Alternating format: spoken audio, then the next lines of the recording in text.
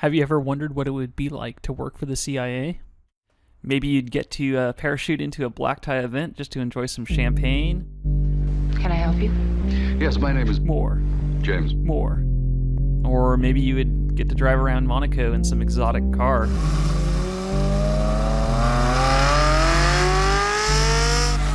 Well, from my experience, this couldn't be further from the truth.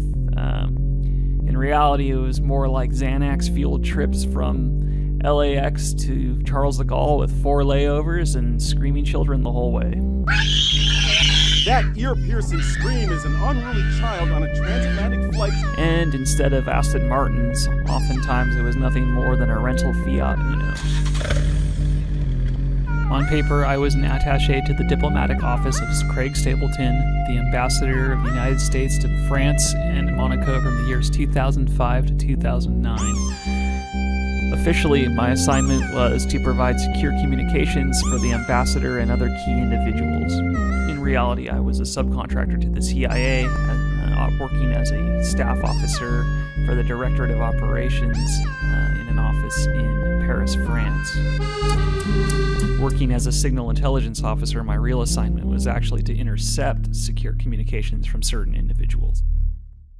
A typical deployment would have me in Paris for maybe a week at a time, maybe for some industrial convention or governance summit, but I wouldn't be in attendance. Almost all of my time would be spent in a hotel room, or a rented out office, or a construction site, pointing an invisible laser beam at a window within direct line of sight of my location within 2 miles, waiting for a conversation to occur. I would wait sometimes days for this conversation to occur. The way it worked was this laser would be fired at my target's window, reflect back, and be received by an optical sensor located with me. The time it took for individual protons to make the round trip was measured so precisely that even the change in distance caused by the tiniest vibration on the glass that was the result of a hushed conversation could be faithfully recorded. This was then reverse engineered back into the audio that caused that vibration.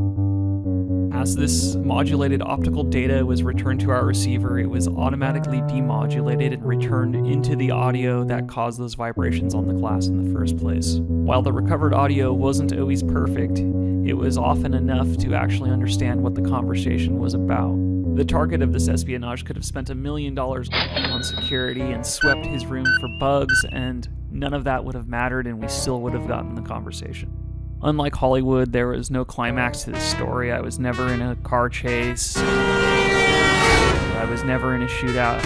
Hell, I didn't even have a gun. My tenure at the CIA was pretty uneventful, and the only excitement I got was actually from, utilizing this pretty cool technology. The overarching theme of all my memories from my tenure at the CIA is that of boredom and decidedly not excitement, contrary to what Hollywood would have you believe.